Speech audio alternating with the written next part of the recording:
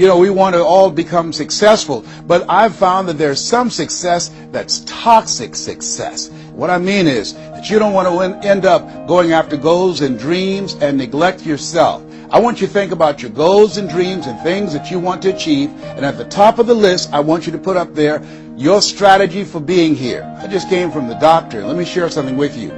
I don't care what goals and dreams that you have.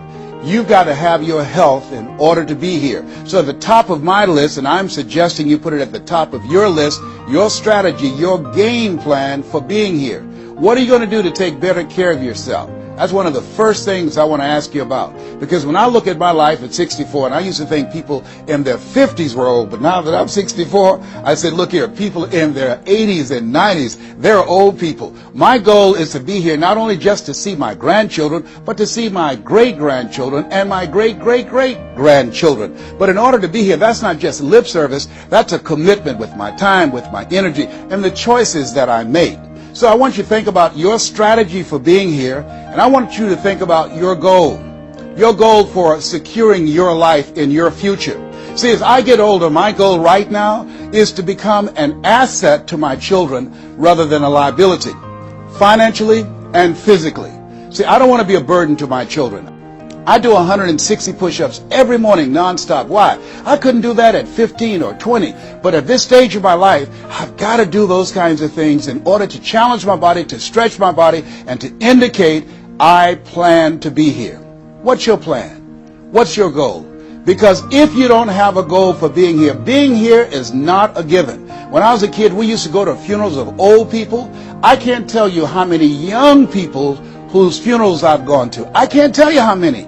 And so, and there's something about between 40 and 60. I don't know what it is about that period in time. Between 40 and 60, if you're approaching 40, I can tell you, and you already know, life begins to intensify. Things happen to you, and things happen to people you care about. Between 40 and 60, if you can make it through that period, you can take a deep breath, because most people don't make 60. Most people don't. And why? And I think it's because people just take it for granted that they're going to be here. So I want to share with you some goals and strategies as you think about your goals. I want you to visualize yourself having optimal health. I know what it is not to be able to move. I know what it is to have back challenges. I know what it is to be in pain. So this thing called life, you got your health? Let me share something with you. That's a good thing. A friend of mine, Bishop T.D. Jakes, said, if you got a problem man or money can solve, you ain't got no problem.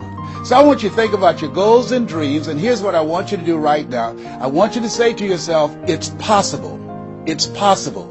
And I want you to follow along with this process. As you think about your goals and dreams, I want you to write this down. I'm going to give you some strategies of maintaining this possibility mindset. I want you to write down mindset maintenance. Mindset maintenance. Let me share something with you. The easiest thing that I do every year is to live my dream. That is, helping people to realize their potential, to step into their greatness, challenging themselves, reinventing themselves, to start their own businesses. I've helped over 400 people earn millions of dollars. The easiest thing I do every year is what I do on a day-to-day basis, going into prisons and juvenile detention centers, teaching young people mindset development, how to become effective communicators, how to dress like a prospect rather than a suspect. Those are the easy things that I do. Let me share with you the most difficult thing that I've ever done in my life, and that was to believe that I could do it. That's the most difficult thing that I've ever done in my entire life. To believe that I, Les Brown, who was born in an abandoned building on a floor in a poor section of Miami, Florida, with a twin brother. We were adopted. We were 6 weeks of age by Mrs. Mamie Brown. To believe that I, Les Brown, who was labeled educable mental retarded, put back from the 5th grade to the 4th grade, failed again when I was in the 8th grade, to believe that I had the ability to live the life that I'm now living. No one could have told anybody who knew me, including myself, looking in on us when Mrs. Mamie Brown was raising us in a poor section of Miami, Florida called Liberty City in Overtown, that I would be who I am right now. I didn't even know that. And I want you to think about your goals and dreams, and I want you to expand them. Why? Because it has been said that most people fail in life not because they aim too high and miss. No, most people fail in life because they're just like I was for 14 years. They aim too low and hit, and many never aim at all. Not at all.